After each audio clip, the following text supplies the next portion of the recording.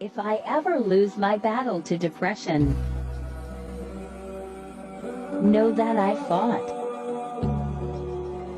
Know that I tried. Know I did my best to overcome.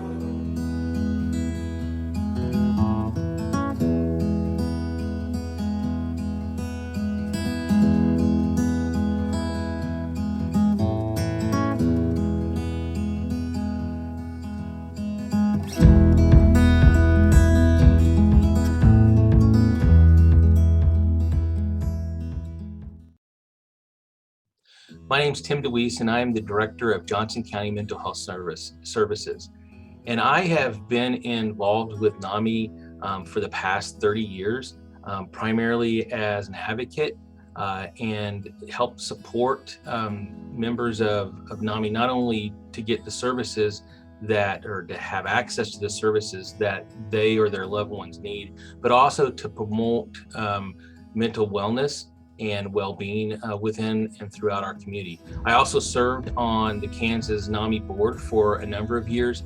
So my belief is that we can help one another, and that mental health issues and mental illness are not just the responsibility of the mental health center or the mental health community, but that it's our responsibility as a community at large to help support. And so NAMI is one of those entities that really promotes that and helps support not only those individuals that have a lived experience with mental illness, but the family members that walk that journey beside them.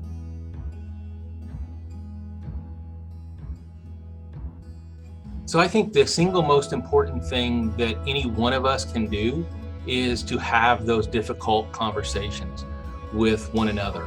It's not easy.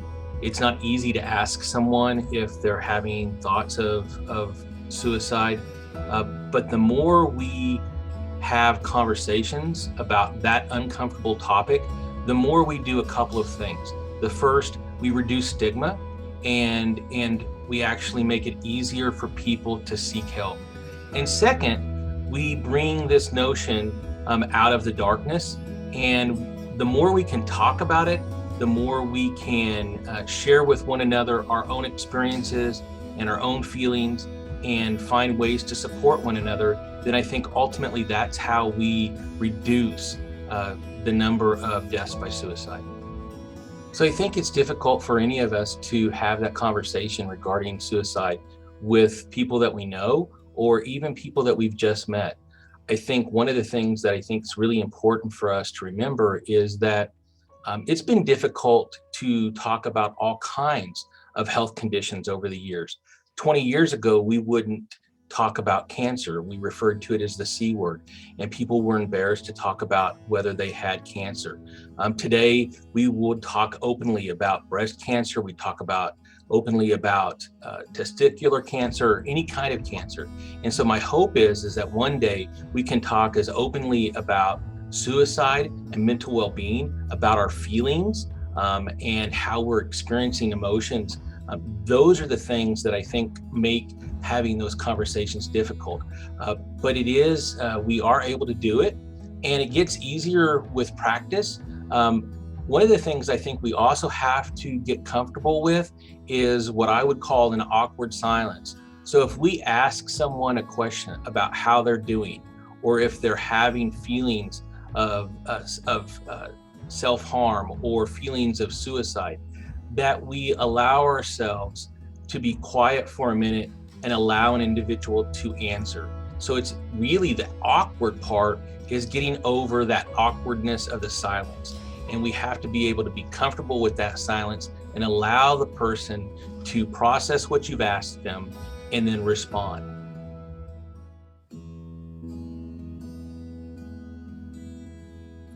So I'm a psychiatrist and child psychiatrist, and I am working in Northeast Kansas for the last 30 years.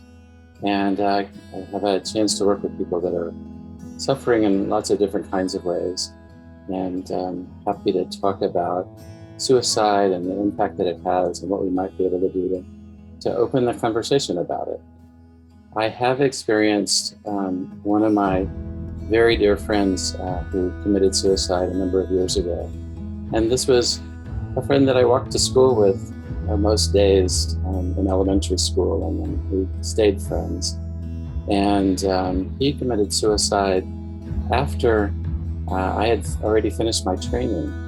And it was, first of all, I would say just a huge shock that this person that I knew, you know, as well as my brother, loved dearly, had been suffering so much, and that I didn't know it.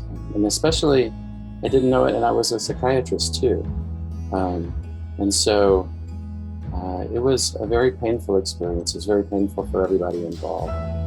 And I think part of the pain was that he was suffering and hadn't asked for help with the suffering, and that he felt like that the way out of the suffering was to end all life that he experienced, and not to let anybody in, to let anybody help him with it. So that was a very painful experience in my past. And I think, you know, I have been doing a lot of hospital work over the last couple of years, and as I've worked in hospitals, people are often admitted because of their suicidal thoughts, and a lot of times I'm working with teenagers that are feeling suicidal, and they tell me about the different things that have gotten them down. Some of them are personal, the way that people are mean to each other through social media, the internet, that kind of thing, which has amplified the voices of meanness recently, you know, through technology. You know, that when I was in school, sure, there were kids that were mean and said mean things, but it, you know, was sort of limited in scope. Just one of the kind of things that the kids that I'm working with are dealing with. But then there's another, kind of broader set of things, like the pandemic, political situations, racial tensions, racial oppression, gender issues, climate change. These are things that kids are thinking about, and they have a sense that the world is going in the not such a good direction. And so sometimes it's a personal sort of attack. Sometimes it's more in general, where's the world going? And again, these are reasons that people are suffering in their lives. And what I see is that they're suffering, and they don't feel like that there's any way out of it. And a lot of times they don't feel like that it would do any good to talk about it or to bring it up. I think that there's a feeling sort of what's the point? And that's a very sort of hopeless, helpless feeling that a person can have.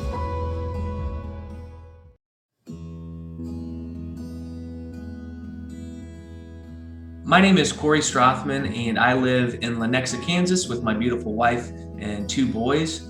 I am founder of Grace in Your Corner, which is just a site that a blog, social media, that I have to really spread awareness and shine the light on mental health, addiction, suicide, all the problems in life that have a main stigma.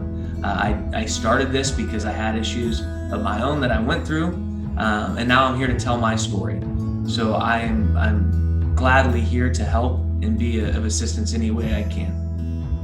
Yeah, so I've had encounters with suicide, not extremely directly, but it has been surrounded all around me. I'll give you an example. I used to be an elementary principal and administrator. I also had a stint in a middle school. In my early beginning as an administrator, there was a student that showed up in my office quite frequently, acting out, this and that, a lot of times. And I spent a lot of time and dedicated a lot of time into assisting this child. And I'll never forget, I got a phone call one evening at home and was informed that this student attempted suicide and attempted to hang himself. Was not successful at the time, but was in intensive care. And my heart just sunk.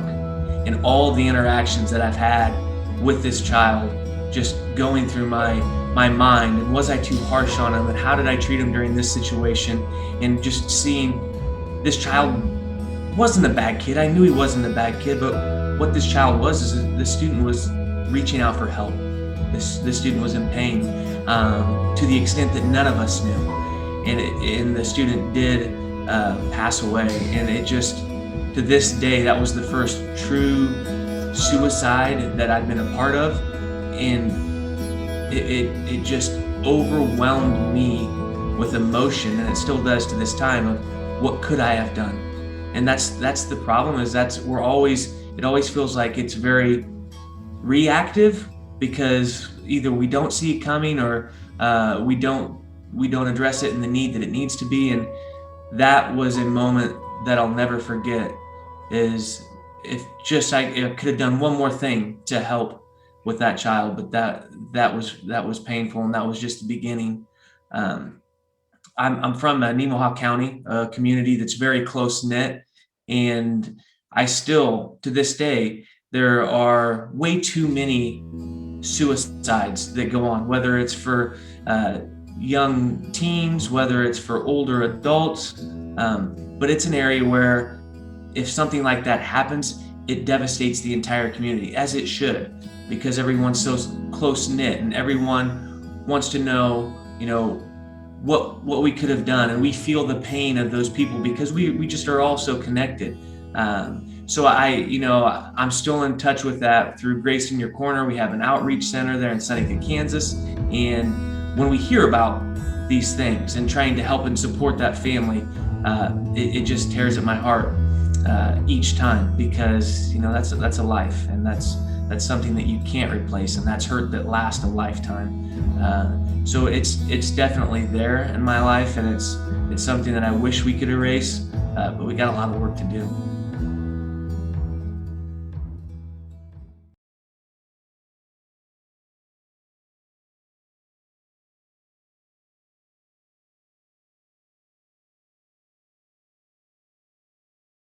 My experience is, okay, so I've had 3 suicide attempts.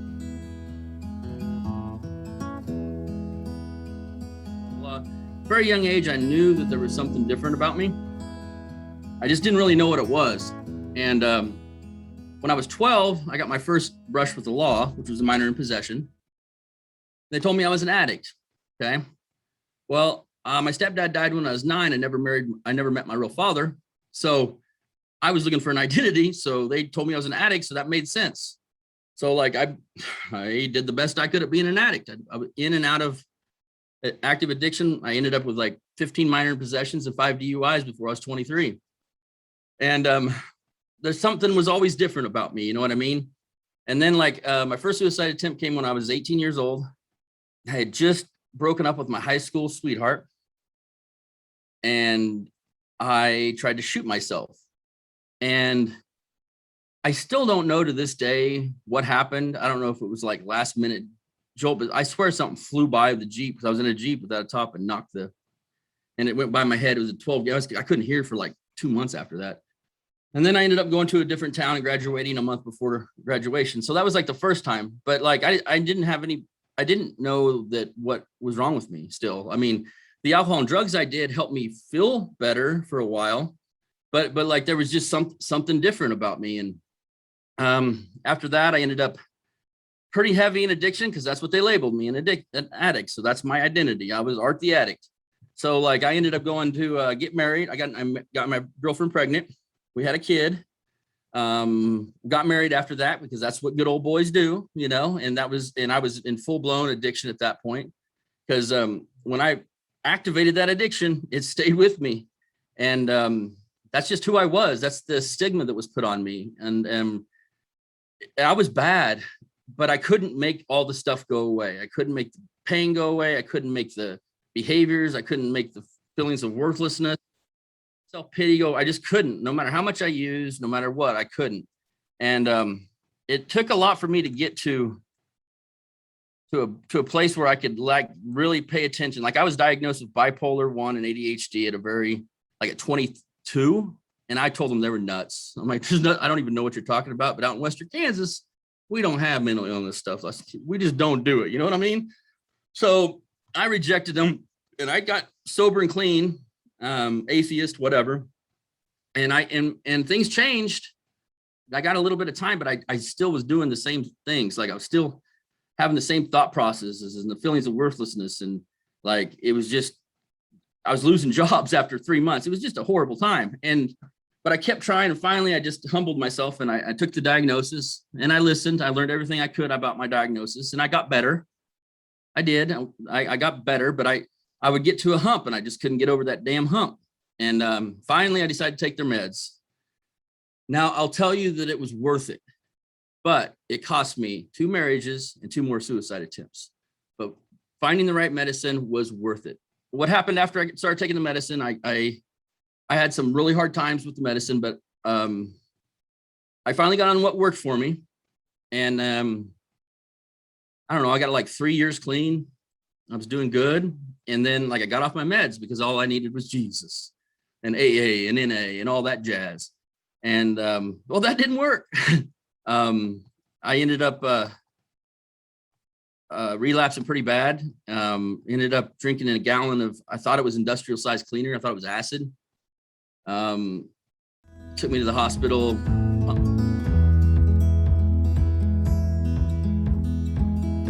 The medicine calmed those down. They still came, but I would take every thought captive. I would like try to really just, I mean, if you're familiar with the serenity prayer, like that's a way of life for me. You know, God grant me the serenity to accept the things I cannot change, which is everything besides me. Courage to change the things I can, which is me, and the wisdom to know the difference. And that's having somebody higher than me to make that decision for me.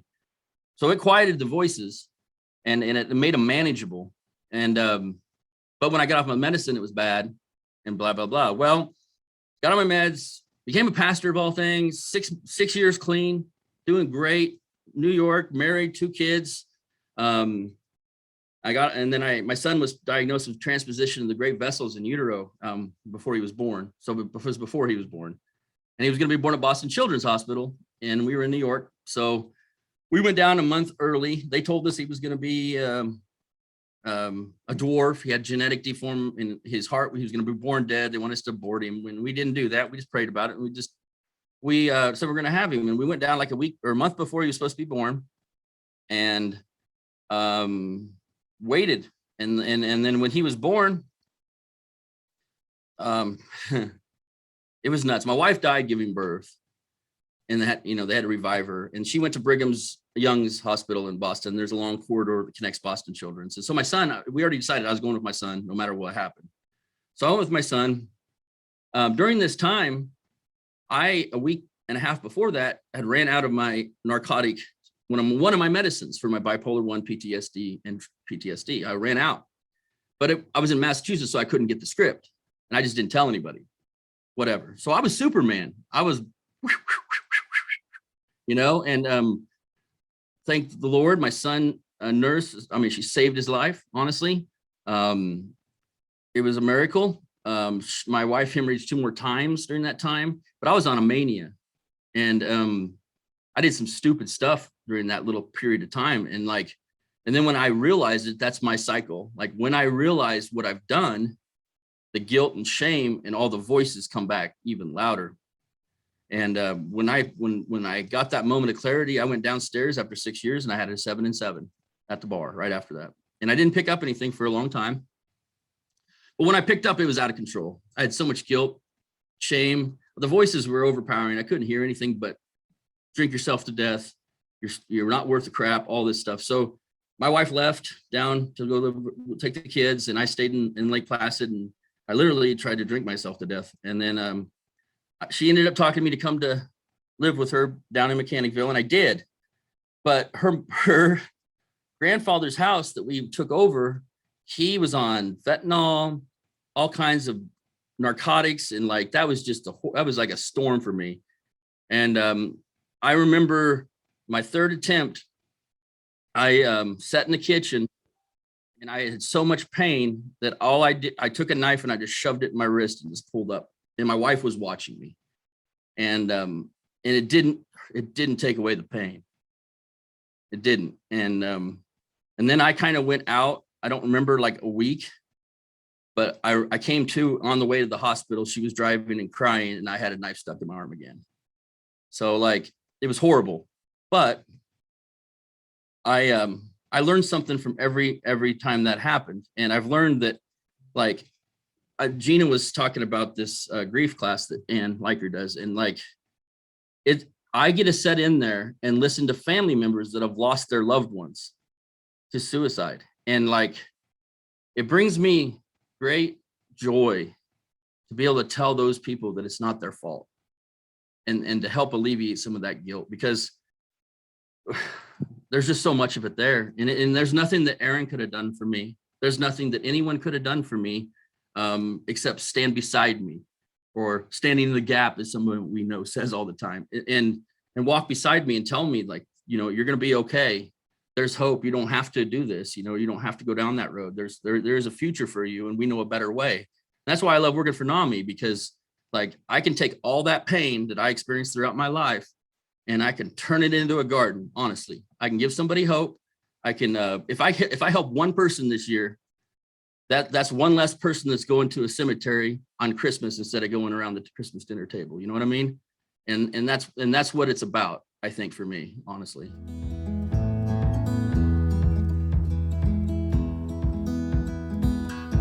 Kids right now, I mean, like, I love kids.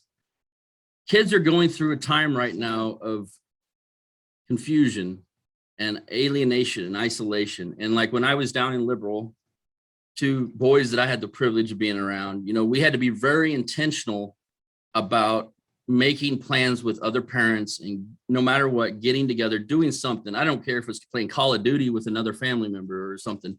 The kids need to be engaged, and they need to know that they're loved. They need to know that there's a safe place for them to talk to people about stuff, where they're not going to be judged or thrown in the hospital, as my good friend here said. Like, that is not the answer to everything, honestly. And we have enough. If our community's strong enough, like through NAMI, that's where community-based approach, like, and with Gina at the CRO here in Hayes, and NAMI and CFLE, we have an opportunity to create this community that raises a child. You know what I mean? The village does raise it. And like, we have people in law enforcement here. We have people with the High Plains Mental Health. We have counselors. We have people in rooms. We have single moms. And like, NAMI Hayes is moving to NAMI Golden Plains soon. And God's put all these things in our way to make this thing work. And hope, all I can think about is hope. Like, if I would have had these services and this awareness back when I was a kid in Northwest Kansas, my life would have been totally different. Like, without a doubt. Like, there's no way that I would have put myself through as much as I did. I mean, I would have known that, hey, you know what? It's okay not to be okay. Like, you're not your diagnosis. You're not your disease. You're freaking Art motherfucking Summers, you know? You're going to be all right. And that's what I try to do when I'm around kids, is just love them, listen to them, you know? Like, they're very smart, you know? They say some of the smartest things in the world, you know? Like, my daughter one time, she was like 2. Dad, sometimes girls just want you to listen. You know, simple stuff like that, but she was brilliant, you know, and she was right. You guys want to be listened to. You don't want to be fixed all the time. Kids are very similar to that way. They don't want fixed. They just want somebody to listen to them and encourage them and to make them feel safe.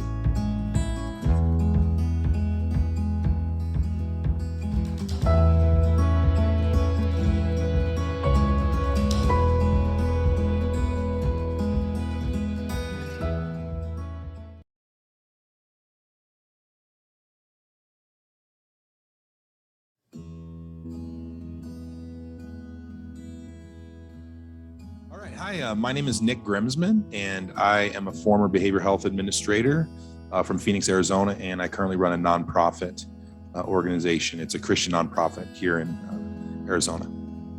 My first one is a personal story. I used to suffer with mental health issues pretty bad in my early 20s, and I ended up inside a hospital in California. And while I was at the hospital, I was hearing these voices, and it was like a depression fell on me, and I wanted to kill myself. I had this urge that I needed to kill myself. I needed to end my life because it would be better if I just ended it, because I was, in and out of mental hospitals, struggling with things, and it just seemed like that was the only way. And so I took razor blade. They let me shave in there, and I took the razor blade and I started cutting my wrists. And thankfully the nurse stopped me, and I never tried to commit suicide after that. But later on down the road, during my recovery and afterwards, I struggled with depression, like a deep, dark depression. And if you ever struggled with depression, it's like you can't see a way out. It's like you're in a tunnel and it's all dark and there's no light. And so I was in this horrible emotion of negativity. Everything was negative, and I had no feelings, and I kept just praying and saying, God, are you real anymore? I thought you were real. Like, why aren't you, helping me out of this emotion? I'm so depressed. What's the purpose in life? Maybe I should just kill myself. What's the point of this whole thing? And thankfully I got over that as well. But in my business, or not my business, but my career back as administrator, I had to deal with many people doing crisis services, coming to their houses with big feelings, where they just wanted to end their life. One lady, we were trying to support her in a crisis call, and she ran out the back, the balcony, and she put her leg up on the balcony, third floor of an apartment. And I had to, reach over and grab her so she didn't jump off the balcony. I've also had to go to places, I've been on calls where I had to go to somebody to support them because their roommate just overdosed, and there was a deceased person in their apartment, and they were having a horrible time with that. So as the police were there, I was supporting that person. I've seen, horrible things. One time I got called and I went to a home, and the lady had the front door cracked, and I said her name, and then she said, yeah, you can come in. And when I walked in, she held an urn of her husband just passed away of like 40 years. And she held an urn, and she was, she was crying and holding this urn and saying she just wants to die and be with her husband. And she had a butcher knife, and she was holding it. She had the Bible sitting there, and she was holding the urn, and she's like, I'm just going to kill myself. I'm just going to kill myself. And what happened was I got to talk her out of it. But, people deal with really big emotions, and that's, in my career in the past, that's what I've seen, is that these people have these big feelings, and they don't know how to escape them. So.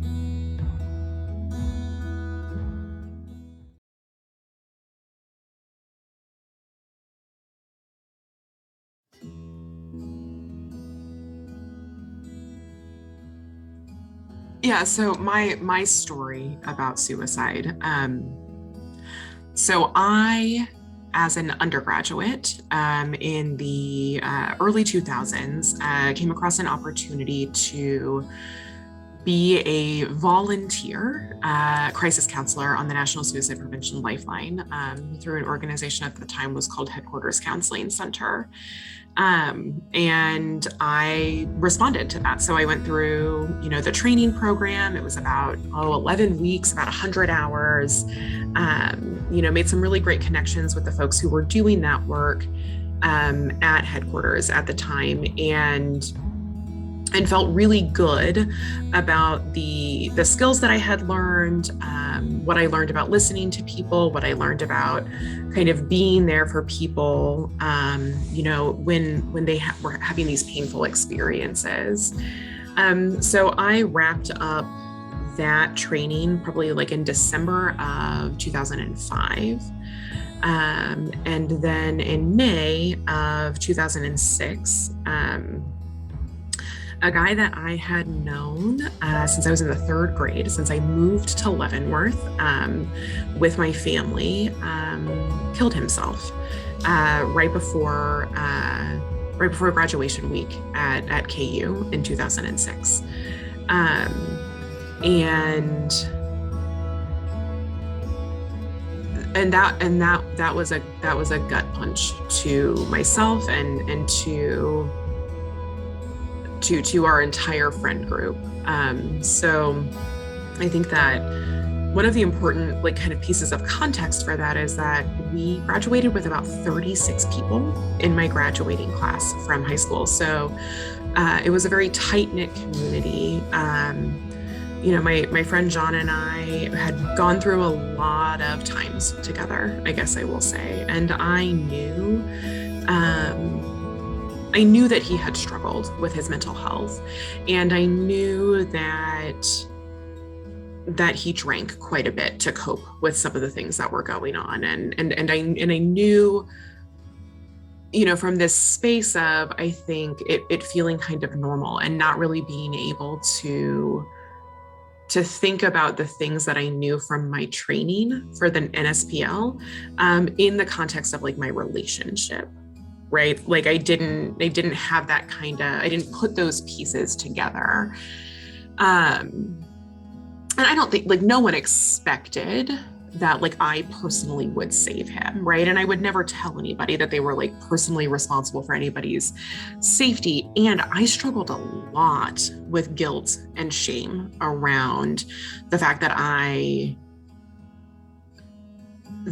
hadn't been able to be a better support for him, and that he had ultimately taken his own life. It was and is still, I think, the suicide loss that hurts the most. It definitely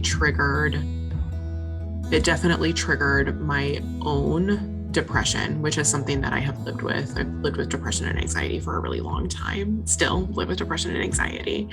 But it was not actually until John's death that I had my own thoughts of suicide for the first time. And my own thought of death being an answer or an escape or a way to end that kind of turmoil and pain that I was experiencing, and that seemed appealing. And so,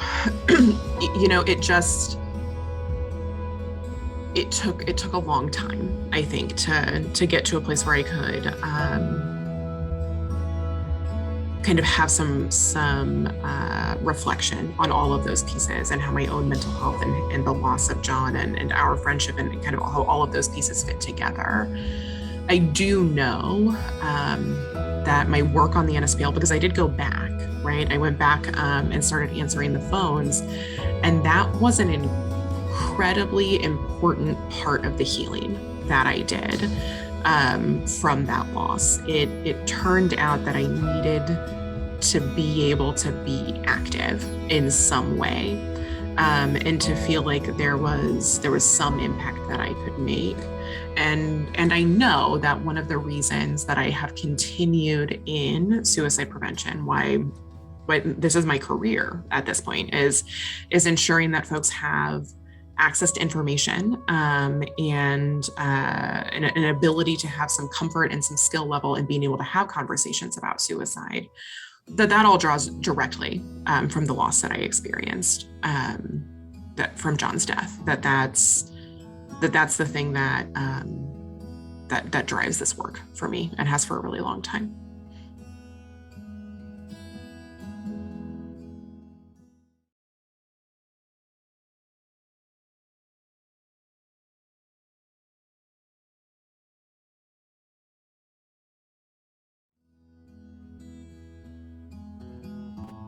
I am a suicide survivor. My husband of 29 years, Kyle, took his life almost a year ago, September 27th, 2020. And he had been treated for depression for our entire marriage plus a few years. He was a fantastic dad to our two children. He was a professional, had been in his job for more than 30 years and loved it. He was involved at church. He was involved in the community. He did all of the things that we thought he was supposed to be doing for his illness, and he did not reach out to those who were helping him and wanted to help him. He did not reach out in a way that that would have been helpful for him. He was, I don't know what else to say really. Fantastic, funny, smart. I used to call him adorkable. He was a collector of many things: comic books, music. We enjoyed travel, all of the things that made our life rich and wonderful. And he had what I think was a challenging week. At the end of last September, left for work on a day that he was not scheduled, on a weekend. I was at work, told the kids he was going to the office for a while, went to his office, dropped his phone off there so as not to be found, walked to a local hotel, and he took his life in that hotel room. Didn't indicate to anyone where he was going, what his plans were, left no note. He by bedtime that night, we were frantic with worry. Found some evidence that he had been exploring ways to take his life, and contacted the Topeka Police Department for some assistance. They helped us to be able to locate him to this hotel. The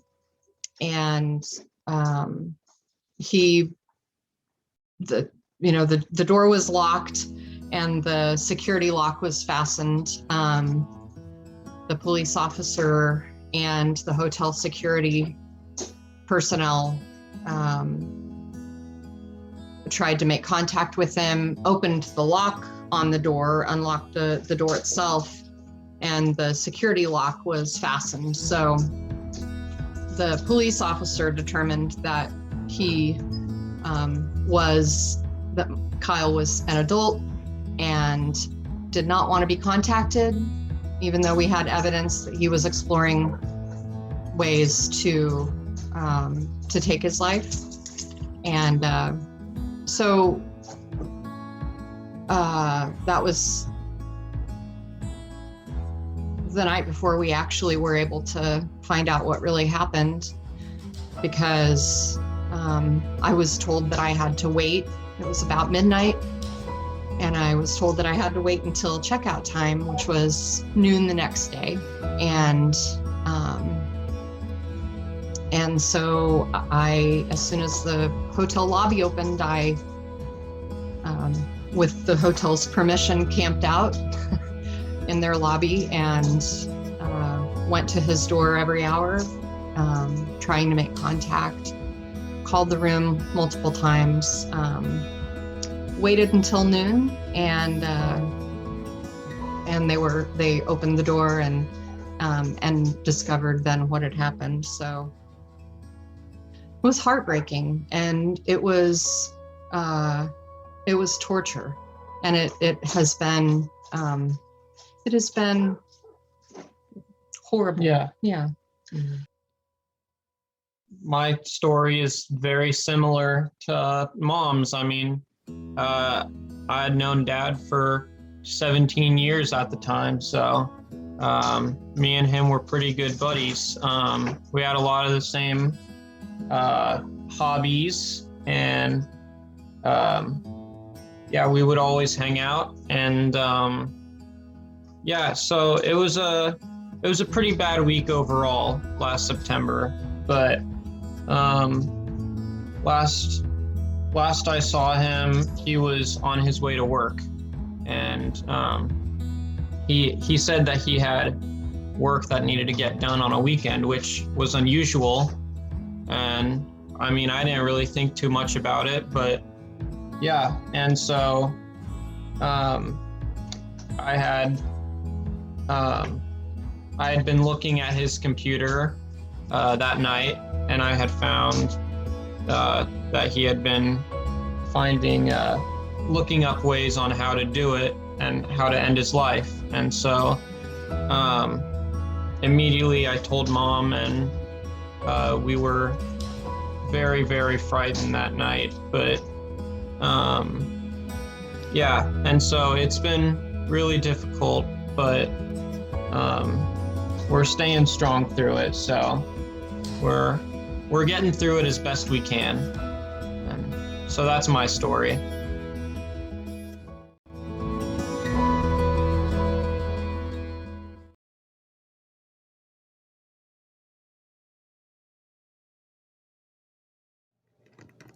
Hi everyone, my name is Jaylee Smith, and I was invited by Charlene to share my story of my sister and my family. So I am the middle child of 3 siblings. I have a younger brother and an older sister. So I'm just going to start from the beginning. From when I was very young, my sister was in and out of the home, whether it be in hospitals or whether it be with my grandma and grandpa. She was always in and out and never really stayed for long. So I never understood why she left. I never understood why she left for so long. And once I started getting older and I started having the same issues, I started understanding why she left and why she was trying to get better, you know? And once I moved back in with my grandparents and my sister and my mom and all that, me and my sister became very, very close. We did not go anywhere without each other. We were right beside each other the entire time, whether going to the mall, going to Walmart, getting our hair done, anywhere and everywhere we would go together. So for a little bit, it seemed like everything was falling into place. My sister had just found out she was pregnant. She was in college for her dream job, which was being a doctor's assistant. She was just doing amazing. She was doing absolutely amazing. And, you know, once she had the baby, my niece, and finished her college, she had her dream job. She just got her first apartment. You know, everything was just going amazing.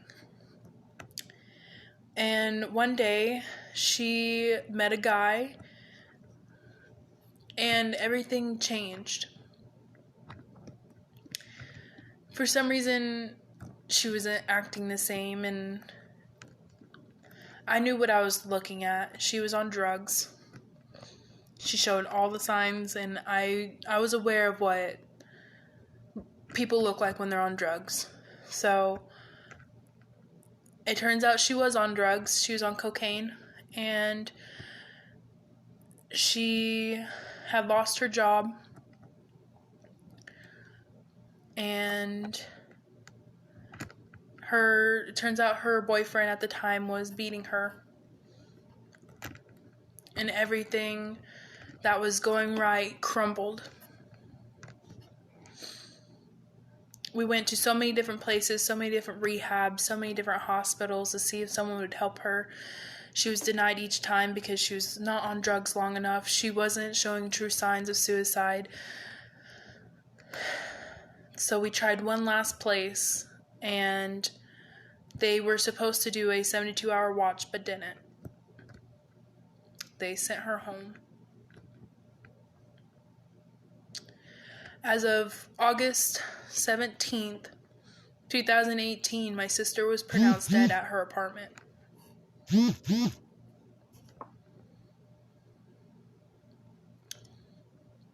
They ruled it as suicide.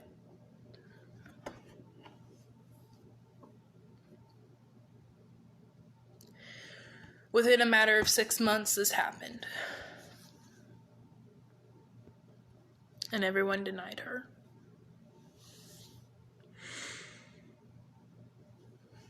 So, that was my story. It was very short and sweet, but I really want to thank NAMI and Charlene for letting me do this, for letting me get my story out there and letting everyone know that it's real. Thank you.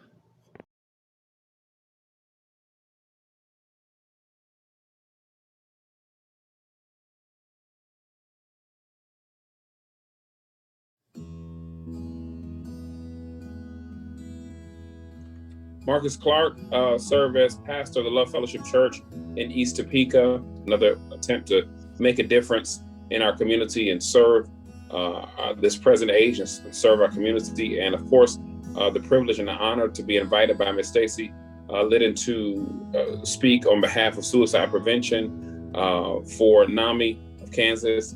It's a privilege and an honor. We don't take it lightly. The experiences we've had in that area, of course, it touches so many lives and so many folks. And so just to be able to say something in this area and to offer help and aid and assistance to anyone suffering and so many families that are touched by these tragedies is something we couldn't pass up, and it's a privilege and an honor to be here. So the suicide in the African American community has essentially been a taboo topic for decades now, or let me paraphrase that and simply say for too long. For too long, it's been one of the taboo topic things that we don't discuss. It's just something that happens, and then we try to figure out the narrative, and families try to shape the narrative, because there's also this air of shame that the family carries and whatnot, because there's a wide range of emotions. People start to feel so many different emotions flooding them at once. And so I'm so thankful for organizations and work such as this that heightens the awareness, that talk about it in our own ministry that my wife and I lead right in East Topeka. A young man. So when you do organic ministry the way we do it, grassroots, your kids go to school with the community's kids and they make friends, and those friends become sons and daughters to you, right? And so you start to raise them in faith and that whole thing. And so one of the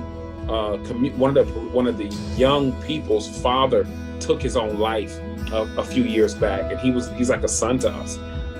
And of course, you can only imagine my son having his friend lose his father in that way, but then the family entrusted us to come and minister at that time. And that was one of the toughest calls I ever got, was to come.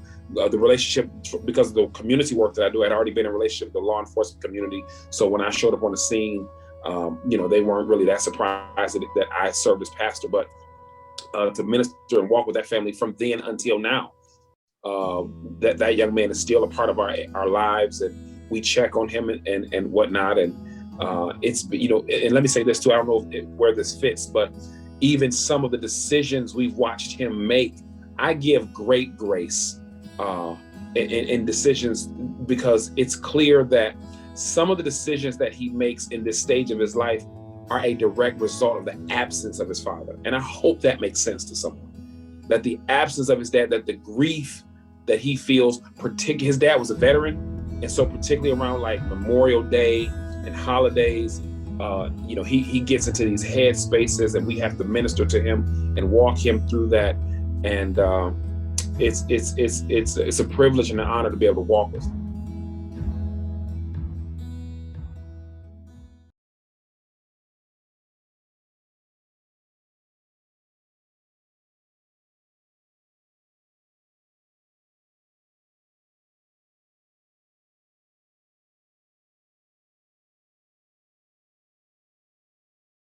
I was a sophomore in college, and at the time I was just really overwhelmed with a lot of things. Of course, being somebody who is like a type A personality, you always want to be on, you always want to be perfect. And it was something where I knew, just especially with my background of being a PK, a preacher's kid, that you're always on display and you always have to be perfect and nothing could ever go wrong. And so you live with just knowing that the bar is set really high. And if you don't feel like you can attain whatever level you're trying to get to, then it messes with you totally. And I have a family history of depression, which I've learned more about as an adult. But at the time, we were just very spiritual Pentecostal people, and we're just going to try to pray it away and deal with it that way. Well, sometimes life doesn't allow you to do that. So at the time, I was working a part-time job. I was also in college full-time. I was doing theater as part of my scholarship. And I had all these lines to learn because it was like a one-person show that I was supposed to be doing as I'm juggling all these things and my classwork, and then my own personal issues of not ever feeling like I fit in, like nobody really cared about me.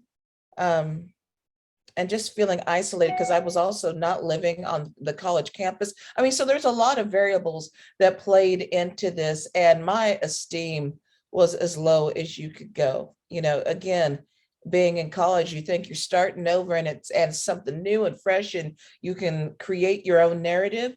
And sometimes the old narrative creeps in and you are just what you've always been. And so all these things weighed in on me. And so one night, and then finances, being a broke college student plays into that too. So it got to be that one night, all of these things converged into the perfect storm. And so I sat in my room and I got a whole lot of pills because I was too chicken to do anything with the knife. And I thought, if I could just get the pills and take them, it would be an easier way to do it. That plus, I had never let on to anybody, no friends, certainly not my granny, who would have preached to me that I was going to hell, for doing something like that.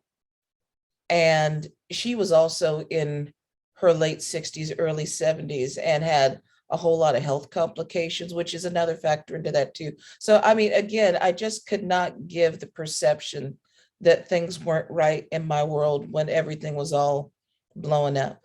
So I had gathered the pills and I had gotten something to drink, and I was prepared to do it.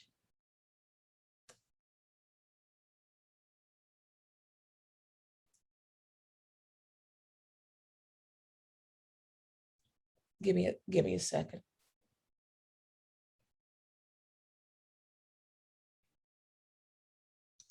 And I did not do it because I was so fearful about going to hell. That's the thing that stopped me. It wasn't about trying to see another day. It wasn't about leaving friends and family behind, because in that moment, it's all about you. And the last thing,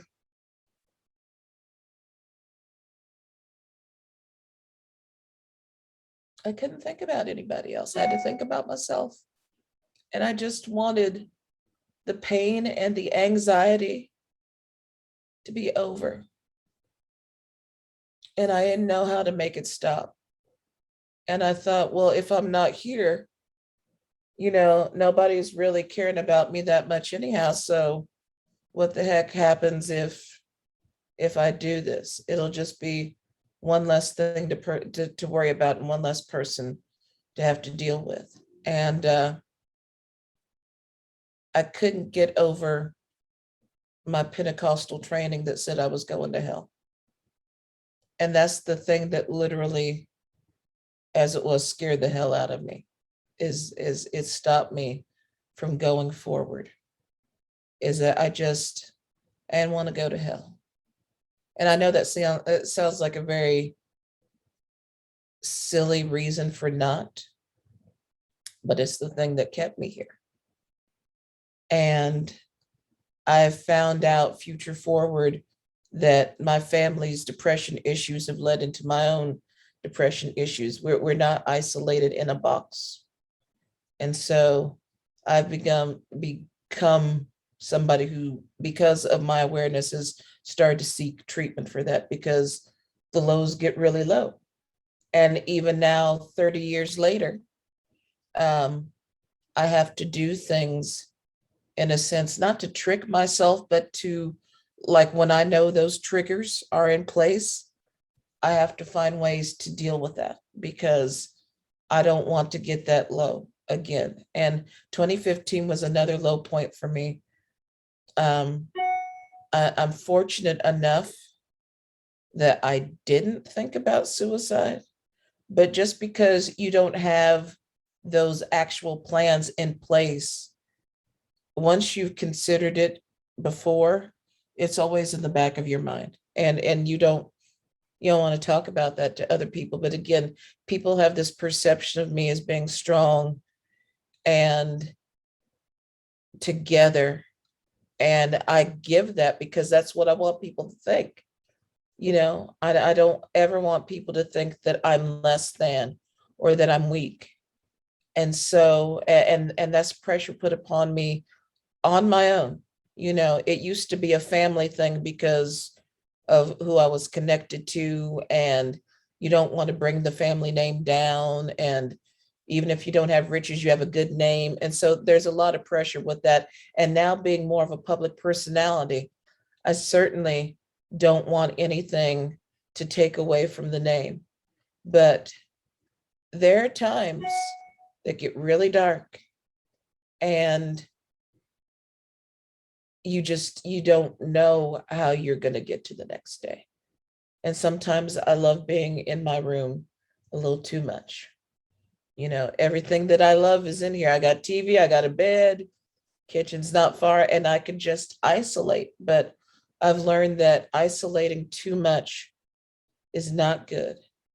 But it's hard to be very vulnerable with people when you know that there's a possibility that people will take that information and use it in a way that is harmful to you, which puts you in an even further spiral downward. So that's a piece of my story.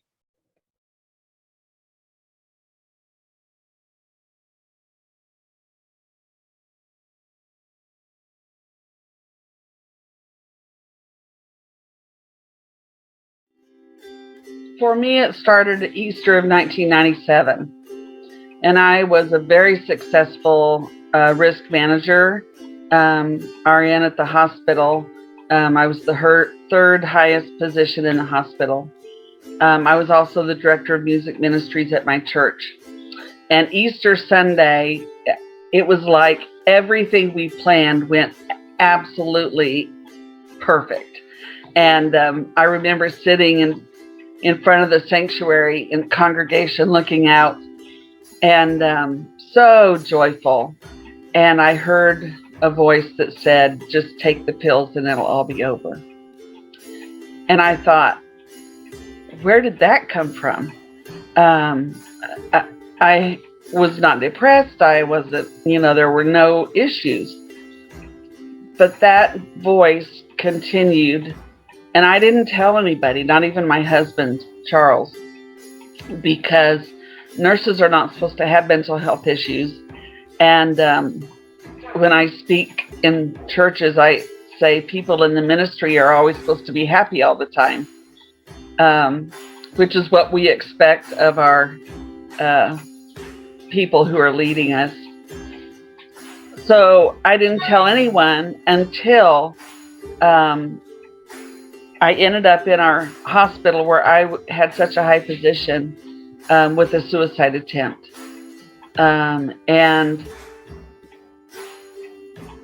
it was humiliating for me, for one thing.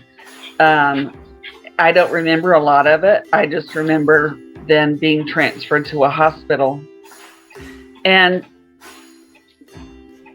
when I got back from the hospital, I remember people in my church coming up to me and saying, you know, my son has depression, or I have depression, or so-and-so has bipolar, and it was like the secret was out.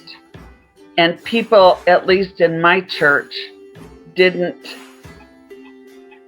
have to keep that mental illness a secret, and we could be supportive of each other. But that started a cycle for me of for 3 years of attempting suicide, being in a hospital, coming back, and then back again with another suicide attempt. And after about 10 suicide attempts, they were getting more severe and more severe. And the doctor said, if we don't do something now, you're going to be successful. And so it was then that I had ECT treatments, which for me saved my life. They're not for everyone, but they saved my life. I've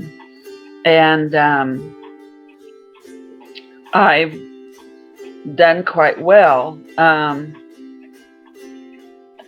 But as I was going through the mental crisis, I was also going through a spiritual crisis. I so desperately, for me, my faith is very important to me. And I so desperately needed to God, but I couldn't find God. I couldn't see God. I couldn't feel God's presence. And it was as if there was a wall that was keeping God and me apart from each other. And so that was another part of it. I received lots of different diagnoses and started on this journey.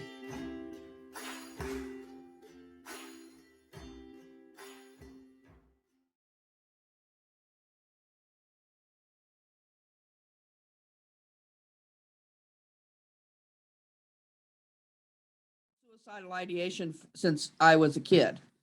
So I've had 3 major suicide attempts and little bits of ones leading up to various ones I've been involved in. So the reality is that we have to be able to talk about it. What my therapist and I do, I'll tell him I'm having suicidal ideation, but I don't have a plan. And that lets him know that it's the thoughts, not the action at this point. And I think we need to be able to talk about that. I think we need to be able to voice those emotions because they're real to us. And other people have them, but they think they're afraid to say anything because if they say something, they'll be thrown in a state hospital. My goal in life is to prevent people from having to go into the hospital, because if you talk about your emotions now, they don't build up. And when I was a kid, I didn't have anybody to talk to. I lived in a pretty messed up situation, but I had an older brother who was paranoid schizophrenic, and that's where my parents spent all their time. And so they didn't even know I was going through anything. Nobody knew. I think in all reality, the more we get out and talk about it and say that it's okay to have those emotions, just don't act on them. And if you're going to act on them, be smart enough to tell somebody, we have to quit hiding behind it, because as long as we're hiding, there's more suicides going on. Because people are falling through the cracks because they don't know it's okay to say, I'm feeling this and I don't know what to do about it. It's important that people hear the recovery part of it. It doesn't all have to end bad. And every time, the 3 major events, every time I learned something about myself. And most of the time it had been that I'd been hiding a lot of stuff. And I had to work through a lot of stuff to where now when I have suicidal thoughts that float through my head all the time, but I don't dwell on them and I don't enhance them and I don't encourage them. I just acknowledge it and let it go through. And that's something that I had to work with my therapist to get to a point where I could say, okay, that's just a thought. It's not an action. I'm not really feeling like that, but it's still a thought, and acknowledging it and letting it go. What we have to do is help them understand that they're not at fault about this. And that even if you saw it, doesn't mean you'd been able to change it. Because we don't know. And I very much rely on my spiritual side. You know, I have to realize that I can't stop everyone from doing what they're doing. We have a healing after loss of suicide here in Hayes, and I go once or twice a year to talk to them so that they remember they're not at fault. That's probably the hardest thing, is that you're not at fault. Just like you're not at fault for having a mental illness. You know, my parents didn't give it to me. It is what it is. My parents, when my brother was diagnosed, it was back when they had asylums, and he spent 15 years in a state hospital. And my parents fought every night about whose fault it was. Nothing about what to do to help him. It was all about that. There was nobody out there. And I'm 7 years younger than him. So I was preteen when all this was going on. And that made quite an impression on me, which is why I didn't bring it, but I have a poem that I wrote when my brother died about being his voice, carrying on so that somebody else doesn't have to go through that. It is what it is. It's just like, I'm sorry, but it's like diabetes or heart failure or high blood pressure. It is what it is. And even if somebody else has it, it doesn't mean you got it from them, you know, and you have to deal with your own illness separately and help them deal with the emotions. I guess that they have their feelings and their emotions, and they have a right to have those. So they need to be able to voice them as well.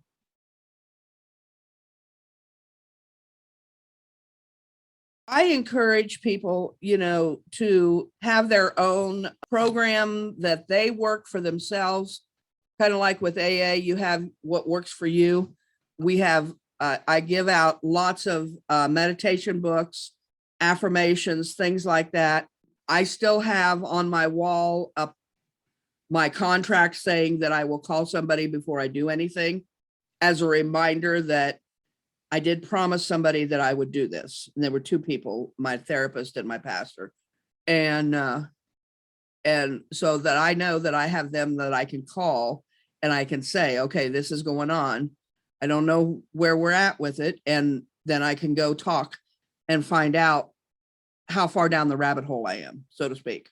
You know, the biggest thing is being able to voice it. I'm sorry, you know, it's just being able to voice it and acknowledge that it's there, and realize that you're not alone. I guess that's the other thing, is you're not alone.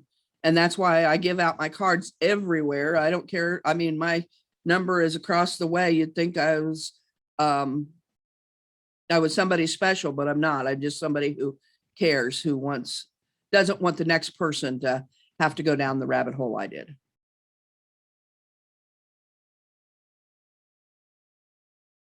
Three years ago, we had a high schooler who had everything going for her. She had just done a major piano recital, commit suicide the next week. And straight A student, what I say to them and what I did was go up and talk to them and tell them they got to talk about their feelings about it. For the younger people, I tell them, you know, I let people come out to my CRO. We're supposed to be 18 and older.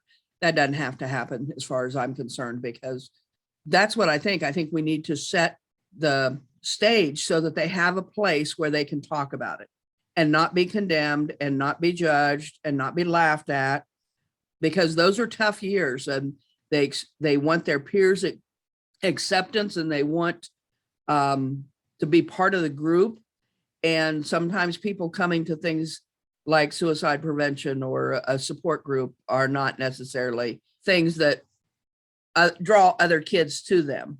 It kind of puts a shield out there to stay away, because a barrier. So we need to break that barrier that kids have about the stigma of talking about it. And, I think the biggest thing is with, I talk every year, probably 3 times a year, I talk to counselors at Fort Hays State University, people that are studying to be school counselors. And that's what I talk about. I talk about, number one, it doesn't have to be it can be a 30-minute group. It can be a 15-minute group. If somebody just needs to come in and share, let them share, and don't judge, and, don't panic. A lot of times what we see is, and we dealt with it a lot this past year during the pandemic, that, there's a lot of kids that are home that would rather be somewhere else.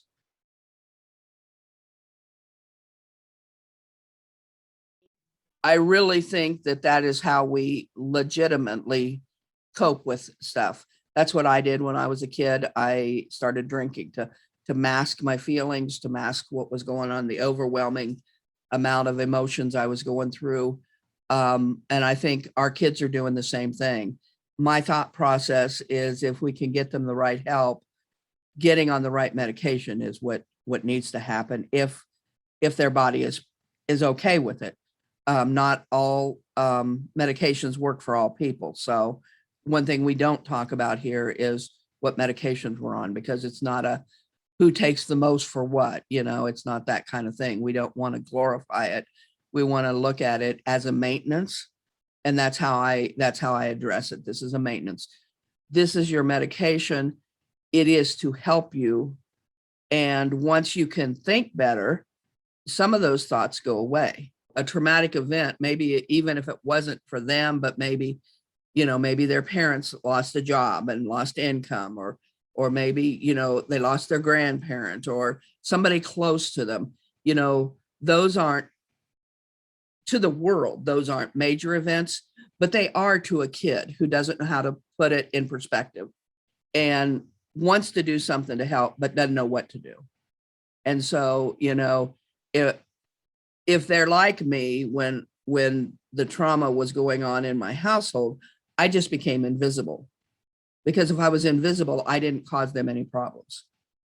And then I just took care of myself. I'm not saying that's healthy, but it was healthier than being a part of the problem. I really encourage people to provide safe places for kids to talk. I try to include them in our conversations when I can, to get their feelings out. I ask their opinions, let them know that they're important. I think we can all do that better with children. In my generation, children were to be seen and not heard. I think there's still people out there. I think there's still kids out there that are still in that kind of environment. Maybe it's not the parent, but maybe the grandparent. And I think that, I look at the generation I have, my son has 4 kids that he adopted, and they're now 18 to 23. They are so much more willing to talk about stuff than I ever was. I mean, they'll sit down and talk to me about stuff. That unconditional love and acceptance of who they are did more for those kids. He's got a daughter that's on medication now. His wife's on medication. It's like, they're so much more willing to talk about it. And I think that we have to just provide a platform where they can talk. It doesn't have to be a big, we're going to go to group, or we're going to do this. We're going to have a chat. We don't have to call it group. We don't have to call it therapy. Let's sit down and have a chat. Sit down and, for us, it's like, sit down and have a cup of coffee. For the kids, it's sit down and have a soda and tell me how your day's gone. We need to include them in those kinds of conversations to open the door for them. Don't give up hope, and keep setting the platform for them to be able to talk. This last year, we had an art student who came to our CRO for the year and did art projects with us. It's called social art. One of the reasons his advisor wanted him to do this was because he deals with his own mental illness, but has not been treated. Okay. And so his art was usually pretty dark. It was usually, things like that. Well, for his thesis, he decided to do a bridge, and he made it out of old lumber. All of us were able to put our thoughts or drawings on those pieces of wood as he crossed over to the other side to where it was healthier and better. He found out that the normalization of taking medicine and not having to be, it's just incredible how he changed. And felt very honored that we got to be a part of that and see his thought process. He used his art as a way to taking things that are broken and making them into something that was beautiful.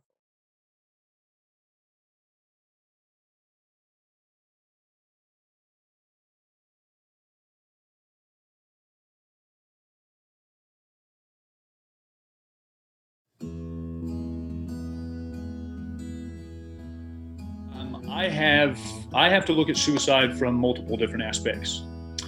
In the year 2005, it was July 18th, 2005. I call him my brother. He was, born elsewhere. My best friend in the world. He had actually saved me when I was a young kid. But we were 20 years old, and his dad showed up, his biological dad showed up to my job, asking me if I had seen Peter, was his name. Peter Allen Fechter was my brother. I hadn't seen him in a couple days. This was my best friend in the world. I met him when I was 14 years old. I had moved around my entire life. I'd never gone to the same school for more than one solid year. When I met Peter, I was 14. It was my first year at a private Christian school that my folks put me in due to some of my behavior. I kind of had it coming, but I was always kind of an odd kid. Not odd. I've always made friends very well, but I was much smaller than the other people. It seemed like for the most part I was a little more advanced in the classes that they had me in, and so I struggled staying busy, staying on task, but most of all I struggled just with my personal life. When I was 14, I went to this new school, and I started playing football. That was the first year my mom had actually let me play football, but I was having a really hard time making friends. For whatever reason, I ended up late after football practice, and Peter offered me a ride home. This is at about 2 hours after practice. So he had actually left and come back. I'm 14 years old, I'm struggling, nobody shows up, nobody loves me, blah, blah, blah, blah, blah. So I had decided in several times leading up to that, but especially that day, that was going to be my last day on this planet. Nobody cared, so on and so forth. I didn't really have a plan in place. I was a kid, but I knew that there were ways I could go about it. I knew that my family had guns in the house. I knew that there were medication pills, so on and so forth. But for whatever reason, Peter came back. He came back to the school that day to make sure I got a ride. And that blossomed this kid ended up, my folks co-signed loans for him. He was a part of our family from this point on. He saved my life that day, just by being a friend. So for quite some time, I had my struggles, but when I lost Peter in 2005, I really didn't know what to do. Because I had had so few people in my life for periods of time, when I lost Peter, it broke me. The fortunate side of it is, through all of the negative that I have been able to, all the negative that has come from all of this, there were a lot of signs with Peter. He was a funny kid. And I say kid, I'm 36 years old now. This has been 16 years. So, he always made jokes. He had a hard time with girls. He was kind of an awkward kid. Like I said, his home life was not fantastic. But he'd always made that joke. Well, I guess I'll just go kill myself today. And that was a funny joke when you're 16. It's a funny joke when you're 19. It's a funny joke when you're 35. For all of about half a second. If I had known all those times that he made those jokes, those self-deprecating, the little comments, all those little times that as an adult now, and because this, not just this particular incident, but because of the trauma and the addiction and so on and so forth that I've had to experience in my lifetime,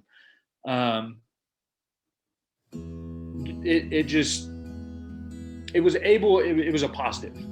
I was able to pull from it. Every single time somebody says, I don't want to be around anymore, I don't care if I know you. I don't care if you are trying to murder me. This has been something that I've been able to use as a tool for myself, for one, because of my faith. Suicide is not necessarily acceptable. I understand that we make mistakes. These things happen. But it's something that I could never bring myself to do. And it wasn't because of my religion. It didn't have anything to do with my folks. It all comes down to, I spent this year on July 18th, was only the second time that I've actually acknowledged that my brother passed away. The other time was the year prior. I had been clean and sober for 1 month on the 15th anniversary of my brother's passing. And that was the first time I'd ever dealt with it.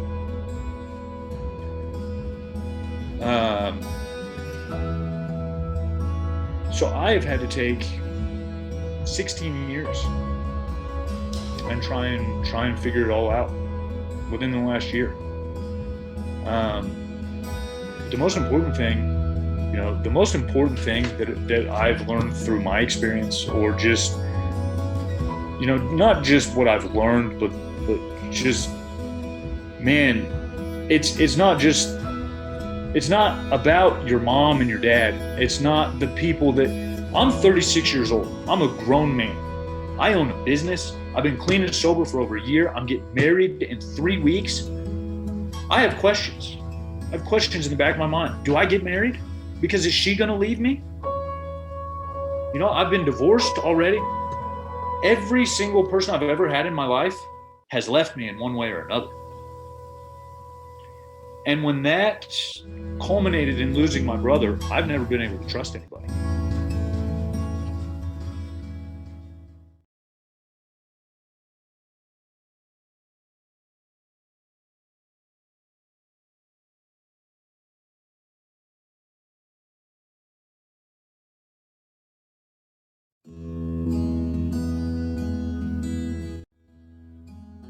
I'll start. My name's Abigail Christian, and I am the Public Relations Deputy for the Shawnee County Sheriff's Office. This is my husband. My name is Derek Christian. I'm an apparatus operator with Topeka Fire Department. So we both kind of agreed that this was something we absolutely wanted to do, because obviously with our jobs as first responders, suicide prevention is a huge thing that we want to help people with. Unfortunately, we probably see it more than we would absolutely care to on the job. And then we also both have had personal experiences with suicide as well. So it's just kind of a topic that's near and dear to our hearts, and we want to do the best we can to get some awareness out there. And we'll go ahead and just kind of start with maybe our stories. Want to go? Yeah. Okay.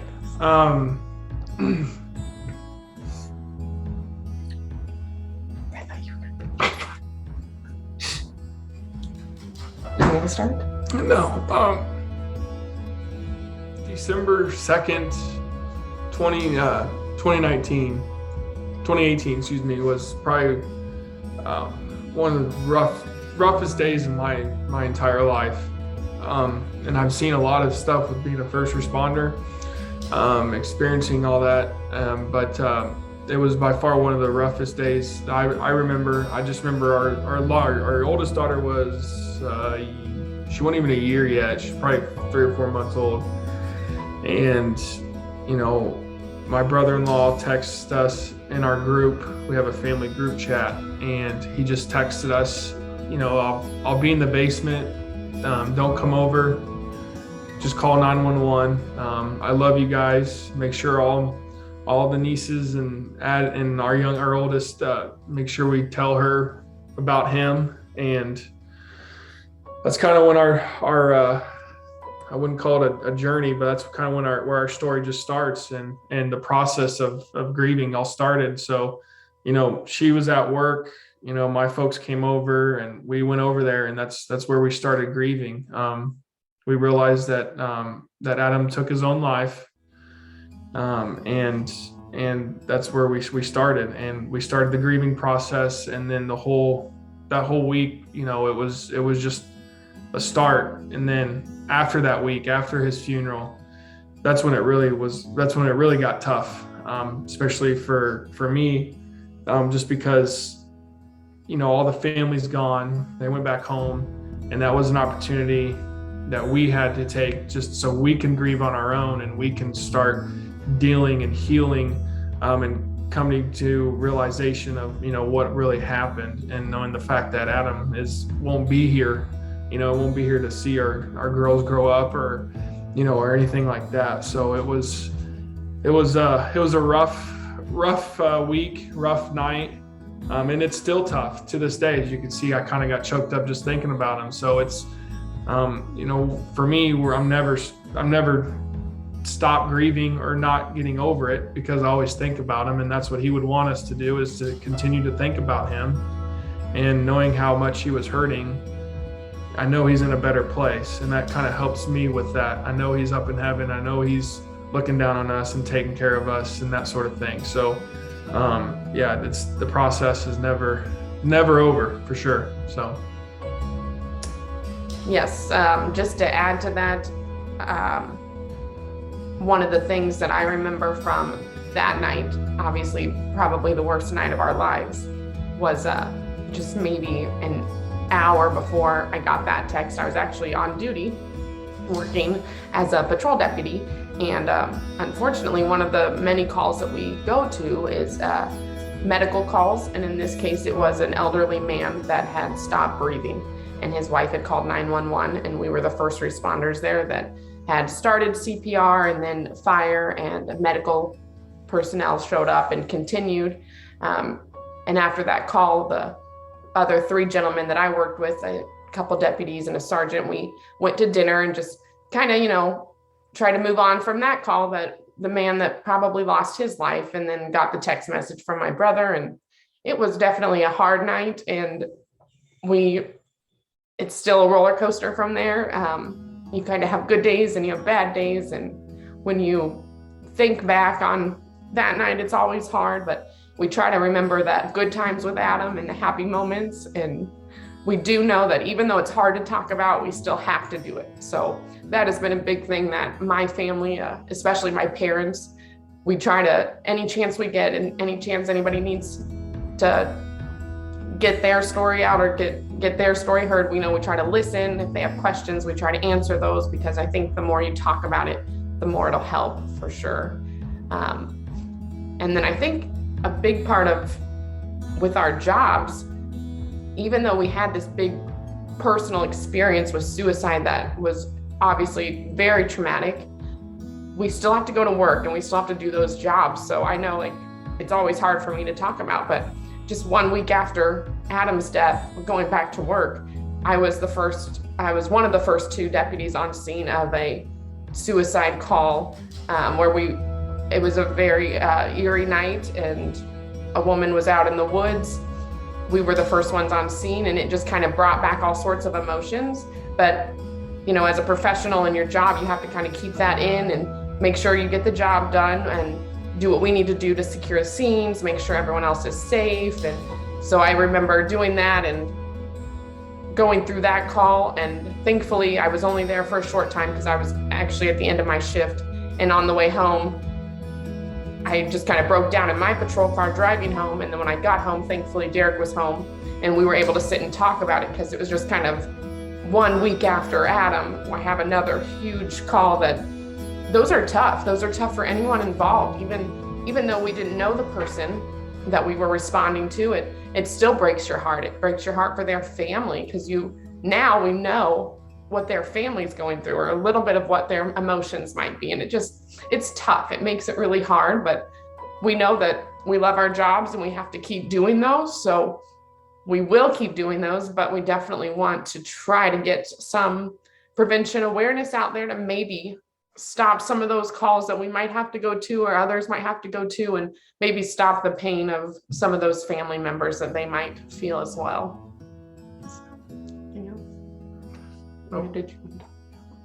Yeah. So like she'd said, like a week after, her brother passing, I don't know, it was maybe a year and a half. I actually ran a successful suicide, and that, like she said, it just brought up so many memories. And then probably 3 or 4 months ago, we actually ran my best friend. His wife died by suicide, and we were on the call, and that was tough. I've known my buddy since we were 3. I knew her since we were probably like 6 or 7. But luckily my crew they didn't let me go inside. They didn't let me see her, which was good. So I just kind of was there for my buddy, and my buddy was so thankful that I was there for him. And I knew that I had, from my experience with Adam, like I knew I had to kind of step up and kind of help him out, because he was getting ready to go through what we went through back in 18.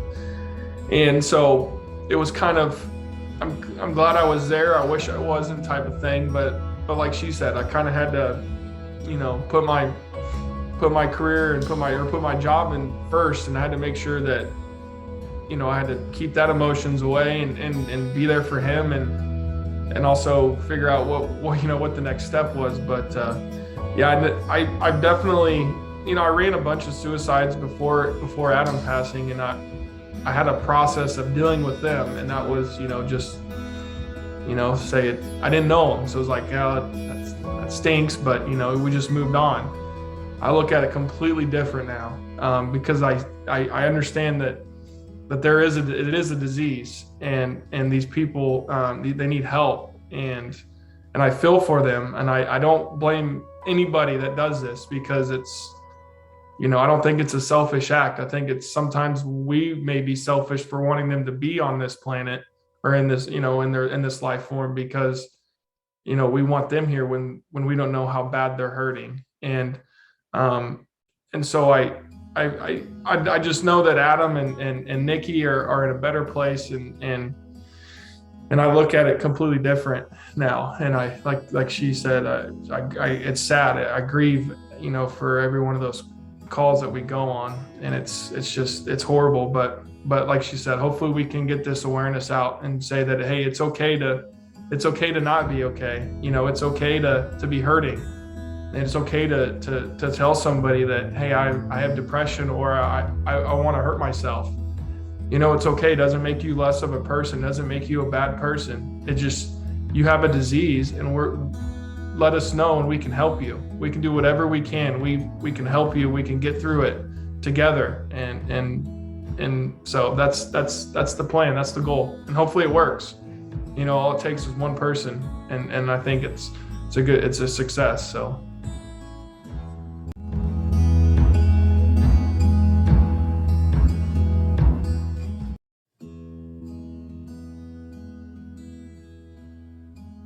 Well, Richard and I, on December 2nd of 2018, we lost our 24-year-old son, Adam, to suicide. I am a clinical social worker and currently am a high school counselor. And so in my work, I've worked with kids that have been suicidal for, I got my master's in 96, so I've been doing it for a while. And that evening, it was a Sunday evening, it was 6:59. Abby was married and living in Topeka. She's our oldest daughter. Adam was our second child. Allie would have been about 20. She was a college student. She was living here at home to save money, and she was out getting yogurt with some friends across town. And our youngest son, Anthony, who was a senior in high school, was upstairs in his bedroom, probably playing a video game or something. And we got a text. And immediately, as soon as I started reading the text, within the first line, I knew it was his goodbye suicide text. Anthony comes running down the stairs. Richard and I, he grabbed his keys. We all ran out. I immediately start calling Adam, trying to reach him. Anthony is on the phone calling 911 for us. And Richard's trying to drive without running red lights or getting us into a car accident. Adam he had a house and he only lived about 5 minutes away from us. I think we made it there in about 3.5 minutes. And as soon as we got there, in his note, he was very gracious and, told us what a great family we were, that he was just tired of living with the pain and it was his time to end it. He gave us the passcode to his phone. He had told us to take care of his dog, and he told us where we could find his body. And as he didn't want us to go down there, he wanted us to just call the police. And of course, as parents, Richard ends up breaking into the house so we could get down there to save him. And unfortunately, we weren't able to save him. Anthony was standing outside with the dog, taking care of the dog because the dog was upstairs. Allie gets the text across town at the yogurt place and calls us, and I think she ended up meeting us back at home. And of course, Abby is a sheriff's deputy, and she was actually on a call that night for an elderly man who had passed away at home with his wife. And Derek is a firefighter, and at the time they had a 3-month-old baby. And I think he was at home with the baby, but within an hour, everybody was at our house. And that's, when the journey that has changed our life forever began. Well, we got there as quick as we could, but he had used that feeling that it was too late. He used a gun. This wasn't his first suicide attempt. As a matter of fact, in October, I took him out for coffee because I was concerned that he was starting to show signs of depression again. And, took him out for coffee, had a talk with him. He assured me everything was fine. And I just reminded him that we were here for him and we could, we would do whatever we could to help him. I'm trying to remember, there was a time when he was in college. No, it was a year after. He went to KU. He got into the engineering school, and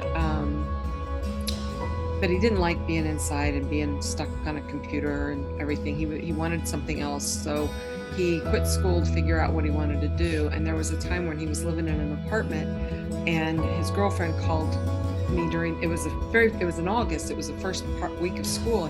She called me at work and said, "Adam just gave me a bunch of his belongings. I'm concerned." And it was like, okay, that's a big warning sign. I was clear across town, so I called Richard, who was a little bit closer than me, and he got there first. And Adam was suicidal. He had a plan to kill himself with a knife, and we stayed with him for a long time that day.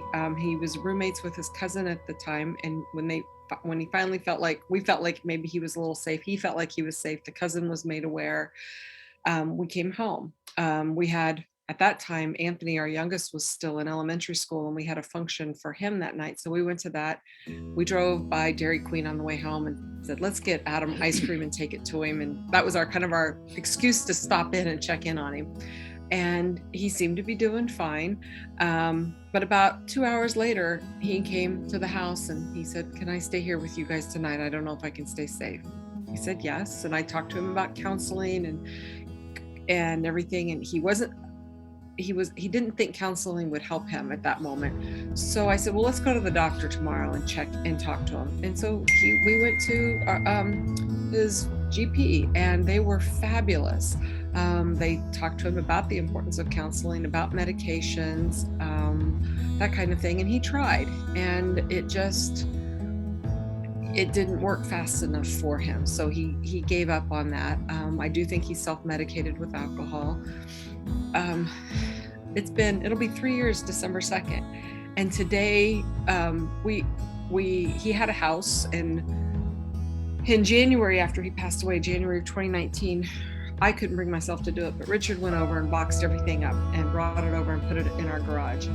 And just today, this weekend, we said we were gonna go through some of those boxes, and it was the first time, and there were tears, but we were able to go through and, I mean, bless his heart, he packed everything up. We threw away deodorant and toothpaste and things like that today. But we came across the notebook, and on the outside of the notebook, it said, "Don't forget, I love you all forever." And I opened it up, and the first thing was a letter to Mom and Dad. "Mom and Dad, you guys were the best parents." And he just went through and said, "I can't live with this pain anymore." And then he wrote a letter to his sister Abby, to his sister Allie, to his brother Anthony, and to his high school girlfriend. So that's what told me this wasn't, these letters weren't for this suicide attempt. These letters were from a suicide attempt when he was in high school. Or college, not high school, I guess, because he was Abby was a teacher. Yeah, it was by the timeline for some of the things he said to Abby, he was out of school. But he was still dating his high school sweetheart at the time. But there was a time where he had a car accident late at night, and he called us, and we went out and we picked him up, and he had rolled his truck down a ravine south of Clinton Lake. And I asked him that night if he was suicidal and if it was a suicide attempt, and he said no. And the sheriff that worked the accident asked him, and he said no. Years later, he told us that was a suicide attempt. So we knew of a couple of different suicide attempts before this one. And he in this letter, he talked about how he would hope that he felt like he was weak, and that he could, if he drank enough alcohol, he might poison himself, or he might run his truck into a pole and kill himself. So he'd been thinking about it and trying it for quite a while.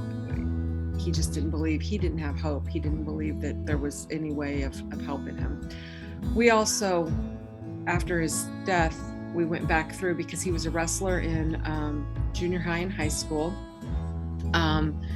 He was just a very athletic young man, liked to do lots of things that were kind of on the dangerous side. And I always kind of wondered afterwards if that was him trying to kill himself by accident, so to speak. But he also, we counted 7 different concussions that he had. And I know from my work that one concussion can increase the likelihood of depression by 50%. And so in 24 years, he had 7 concussions that we're aware of. And he had one in, I think it was in October, that he had the last one that we were aware of. And he made a comment to me the weekend of Thanksgiving that he probably hadn't really healed from that one yet, because sounds and his work and stuff still bothered his head. And so I think that his head did hurt. And I wish, in hindsight, I wish we would have known how much he was hurting. So we, could have done some exploration on the concussion side of it, as well as gotten him more help for the depression. Tried to help him find hope. And yeah. Sorry, I'm not saying much. I wish he were here, but I'm glad he's not suffering. And reading that and knowing that for at least the last 3 years of his life, maybe longer, he really was suffering enough to think about death on a enough regular basis that he tried several times, and that he had written this out. when Robin Williams died, everybody was so surprised because, you know, he made everybody laugh and he always had a smile on his face. And that was our Adam. At his funeral, every picture we found of the man, he was smiling and he had a great smile. And he, you know, that's what everybody said. He was always so happy. He was so nice and polite to everybody. When people talk about suicide being selfish, these are not words from a selfish young man. He left us with words that comforted us to know that in his mind, there wasn't anything we could do. And that's one of the reasons why we're speaking out, is we want parents and family and friends to know somebody can be smiling all the time and happy and still be struggling. It's kind of that, well, if you see something, say something, because people can be really good at hiding that depression and those suicidal thoughts until they can't anymore. And then it can be too late. And we don't blame any of them. We're not blaming anybody. Yeah. Get it out there. So. But I just want people to be aware. See something concerning, you hear something, say something to somebody. Call their parents, call their friends, call their wife or husband, girlfriends or boyfriends.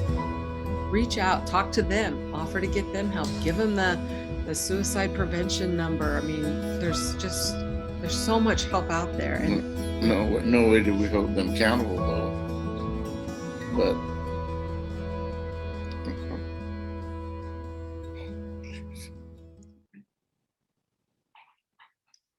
people just don't want to talk about it.